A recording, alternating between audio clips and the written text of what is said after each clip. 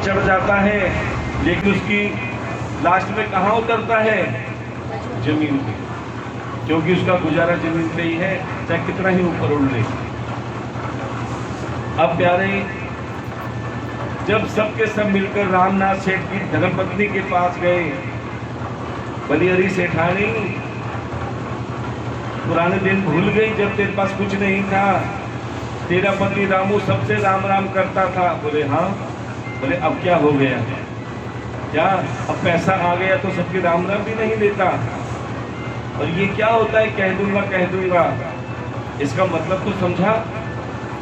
अब सेठानी बहुत भोली थी, कहने लगी मुझे तो पता नहीं कह दूंगा का क्या मतलब है।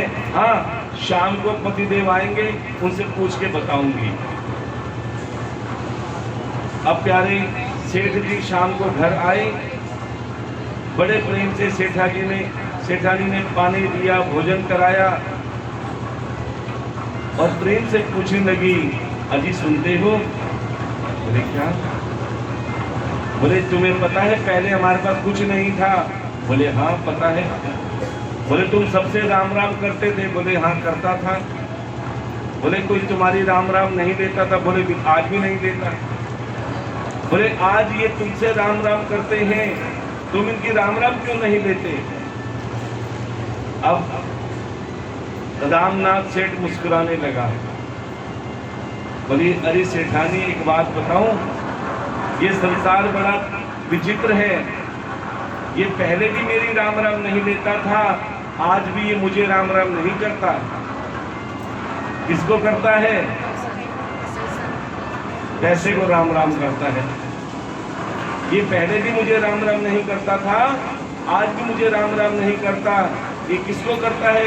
मेरी लक्ष्मी को राम राम करता है, जो आज मेरे पास लक्ष्मी है ना, भंडार भरे पड़े हैं, ये उसको राम राम करते हैं। तो जब मुझे राम राम करते ही नहीं तो मैं इनके राम राम क्यों लूं? और कह दूंगा का मतलब क्या होता है कि मुझे ताऊ ने राम राम किया, मैंने बोल दिया कह दूंगा। चाचा ने राम राम कहा, बोले कह दूंगा। फिर क्या किसको कहता हूँ पता है? जब शाम को घर आता हूँ, अपनी तिजोरी खोलता हूँ, तिजोरी में क्या है? लक्ष्मी। उससे कहता हूँ देख लक्ष्मी, आज ताऊ ने राम राम किया, आज चाचा ने राम राम किया, आज फलाने ने राम राम किया। इसलिए कहा जाता है प्यारे, संसार बहुत विचित्र है। यदि तुम्हें कुछ करके दिखाना है तो संसार को मत दिखाओ, संसार के लिए मत बनो। अगर दिखाना है तो प्यारे ऐसी भक्ति करो जो मेरा ठाकुर तुम्हारी भक्ति देख ले, और वो सेवा विश्वास और भक्ति से होती है। जब तुम प्रेम से सेवा करोगे, जब तुम प्रेम से अपना पार्टनर मेरे ठाकुर को बना लोगे कि हे ठाकुर जी, मेरी नेक कमाई का 10वां भाग मैं तुम्हारी सेवा में जरूर लगाऊंगा। अपने बच्चों को भी खर्ची देते हो ना, किसी को 10 रुपए, किसी को 5 रुपए, तो एक छोटी सी गुल्लक मेरे ठाकुर के नाम की बना लो। रोज 5 रुपए, 10 रुपए या जितनी तुम्हारी कमाई हो जरूर डाला करो। ये क्या? मेरे पार्टनर के नाम की, अपना पार्टनर बना लो। और जब कोई धर्म का कार्य हो प्यारे, प्रेम से, तुम्हें किसी से मांगने की जरूरत नहीं पड़ेगी, इसी में से निकाला और प्यारे कभी कन्यादान में, कभी भंडारे में, कभी किसी की सहायता में दे दिए। और हाँ, एक काम और होता है, बड़े ध्यान से सुनना, कि जब तुम्हारे पास किसी पैसों की कमी हो जाए तो मेरा ठाकुर लोन भी देता है। बोले ठाकुर जी आज हमें 1000 रुपए की जरूरत है ना, चलो तुम्हारी गुल्लक में से 1000 रुपए ले लेते हैं, 10 रुपए लगाकर वापस दे देंगे, तो तुम्हें संसार से मांगने की जरूरत नहीं पड़ेगी। अरे हमारे एक ऐसे भक्त हैं जिन्होंने 10% इकट्ठा कर करके हजारों रुपए इकट्ठा कर दिया, और प्यारे जब जरूरत पड़ती है ना तो उसी में से निकाल देते हैं। यानी मेरे ठाकुर का बैंक है, उसी में से निकालते हैं। प्यारे ब्याज समेत दुनिया को क्यों दें, अपने ठाकुर को ब्याज बढ़ा के दे देते हैं, और जितना देते हैं मेरा ठाकुर उसके भंडार भर भर के और उससे बढ़ाता है। इसीलिए प्यारे कि अपनी नेक कमाई में से 10वां भाग अर्थात मेरे ठाकुर को पार्टनर जरूर बनाओ, फिर आप उसका चमत्कार देख लेना। अब प्यारे, जैसे ही राजा बलि की सभा में छोटे से वामन भगवान पहुंचे, राजा बलि गर्व से खड़े हुए मान सम्मान किया और कहने लगे कि हे ब्राह्मण देवता, क्या कह रहे, कुछ कह रहे,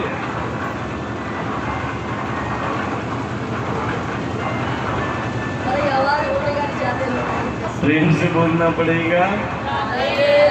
वो ऐसे ऐसे हाथ दिखा रहे थे, मैंने ये क्या हो गया, बोले बाबा आ गए क्या? प्रेम से बोलना पड़ेगा। तो प्यारे, जैसे ही राजा बलि छोटे से ब्राह्मण देवता को देखा, कहने लगे धन भाग हमारे जो छोटे से ब्राह्मण पधारे। हे ब्राह्मण देवता, मैंने बड़े बड़े विद्वान ब्राह्मणों को इतनी दान दक्षिणा दी कि जिसे मैं एक बार दान दक्षिणा दे दूं वो जीवन भर किसी के आगे हाथ नहीं फैलाता। इसलिए तुम्हारी जो इच्छा हो मांग लो, मेरे पास ऐसी कोई वस्तु नहीं जो मैं नहीं दे सकता। छोटे से वामन ने सोचा, राजा बलि ये तुम नहीं, तुम्हारा अभिमान बोल रहा है। अब छोटे से ब्राह्मण कहने लगे, राजा बलि हमें पता है तुम्हारे पास ऐसी कोई वस्तु नहीं जो तुम नहीं दे सकते, तुम्हारे पास सब कुछ है, लेकिन मेरी ज्यादा इच्छा नहीं है। क्यों? क्योंकि संसार की सारी सुख साधन भी मनुष्य की इच्छाओं की पूर्ति नहीं कर सकते। ध्यान देना, ये इंसान दुखी क्यों है? क्योंकि उसकी इच्छाएं बहुत हैं। जितनी इच्छाएं पूरी होती हैं उतनी ज्यादा बढ़ जाती है। कभी हवन में घी डाला है आपने? डाला है ना? जितना घी डालोगे क्या होगा? अग्नि और ज्यादा तेज होगी। ऐसे जितनी इच्छाएं पूरी होंगी उससे ज्यादा इच्छाएं बढ़नी चालू हो जाएंगी। इंसान दुखी क्यों? 10 में से 8 इच्छा पूरी हो गई, 2 रह गई, उसी में दुखी हो गया। भगवान हमारी सुनते ही नहीं। देखो, इच्छा और आवश्यकता, इन दोनों में अंतर है। बड़े ध्यान से सुनना, इच्छा क्या है, आवश्यकता क्या है। आवश्यकता, यदि तुम्हें भूख लग रही है, क्या लग रही है? अच्छा, आवाज साफ आ रही है? उसकी वजह से कोई दिक्कत तो नहीं है? यदि तुम्हें भूख लग रही है तो तुम्हारा दाल रोटी खाकर भी पेट भर सकता है। भर सकता है ना, क्योंकि तुम्हारे शरीर की आवश्यकता है।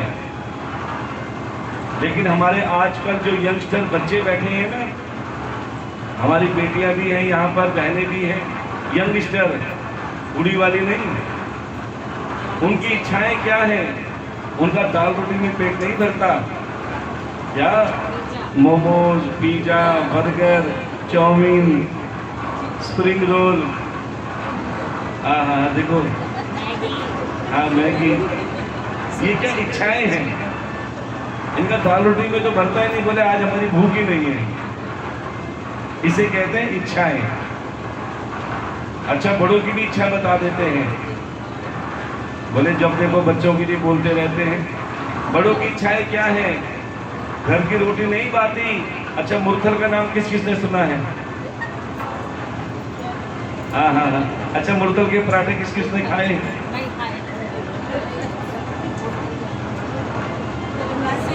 हाँ हाँ, है कि नहीं? ये इच्छाएं हैं। क्या घर में पराठे नहीं बनते? प्रेम से बोलना पड़ेगा। घर में पराठे नहीं बनते, लेकिन मुरथल के पराठे खाने हैं। और सच बताएं, जितने के पराठे नहीं होते उससे ज्यादा का पेट्रोल फूक जाता है, लेकिन इच्छा है। अच्छा, एक इच्छा है हमारी माताओं बहनों के लिए, कहो तो बता दें। चलो छोड़ो, रहने दो।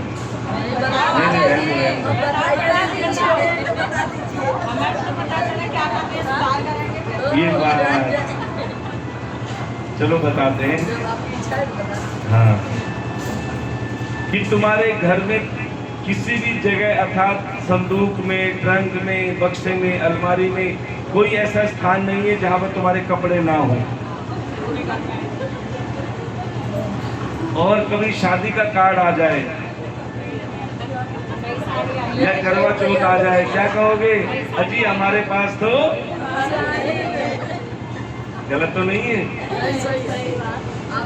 ये क्या है प्यारे? ये इच्छाएं हैं। पति देव कहेंगे री भगवान पर पिछले हफ्ते तो दिलाई थी साड़ी, बोले महाराज 2 बार पहन ली शादी में, दुनिया ने देख ली, अब तो नहीं चाहिए। अर्थात इच्छा बढ़ी हुई है। और प्यारे यही इच्छाएं दुखों का कारण है, ध्यान देना। यदि तुम्हें सुखी होना है तो इच्छाओं को कम कर लो, आवश्यकताओं को बढ़ा लो। सुदामा को लोग कहते हैं सुदामा गरीब है, गरीब है, गरीब है, लेकिन हम कहते हैं सुदामा जी जैसे धनवान ना आज तक हुए हैं ना कभी होंगे। क्योंकि धनवान कौन है? धनवान वो नहीं जिसके पास धन है, प्यारे धनवान वो है जिसके मन में संतोष है। जिस समय तुम्हारा मन कर जाए कि प्रभु मेरे पास बहुत कुछ है, कहते हैं ना प्रभु धन इतना दीजिए जावे कि तुम समाए, मैं भी भूखा ना रहूं मेरा साथ न भूखा जाए। कि प्रभु इतना ही धन देना कि मेरा परिवार भी सुख से चले और मेरे घर में कोई साधु संत महात्मा आए वो भी खाली ना जाए। लेकिन कलयुग में आज लोग क्या कहते हैं, बड़े ध्यान से सुनना, प्रभु धन इतना दीजिए क्या जामे बैंक भर जाए, ऐसो काम करके चलो कोई मेरे घर ना आए। आजकल की सच बताएं, ये जो लेटेस्ट बहुएं आ रही है ना, जो दिखने में बहुत सुंदर हैं, लक्ष्मी आती है आज घरों में, लेकिन लक्ष्मी कौन सी आती है? जो लक्ष्मी लाती है।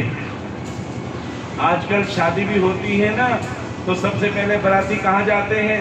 देखते तो सही क्या क्या दहेज दिया है, एयर कंडीशन दी है, गाड़ी दी है या मोटरसाइकिल दी है, इसे लक्ष्मी कहा जाता है। लेकिन असल में लक्ष्मी कौन है? जिसके लक्षण अच्छे हैं। लक्ष्मी वो नहीं होती जो बहुत धन लाती है। हमने ऐसे ऐसे देखी हैं जो दिखने में बहुत सुंदर हैं लेकिन पूरे घर को नचा डालती हैं।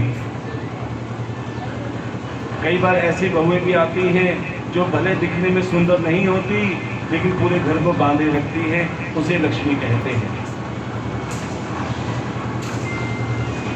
आज कड़वी बात है लेकिन सत्य है। 4 रिश्तेदार घर में आ जाते हैं ना, आज बहू बेटियों के हाथ पैर भूल जाते हैं, इन्हें कैसे खिलाएंगे, कहाँ बिठाएंगे। एक तो जगह कम, दूसरी महंगाई ज़्यादा।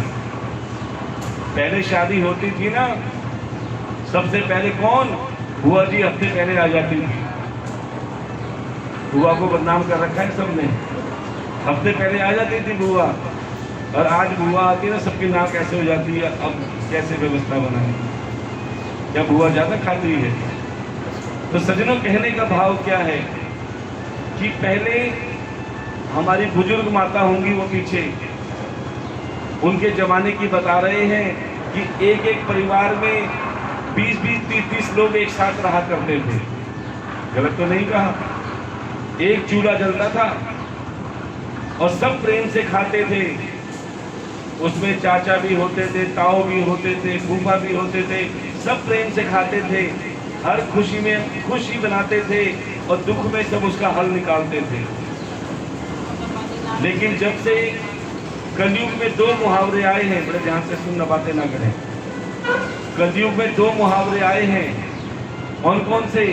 हम 2 हमारे 2।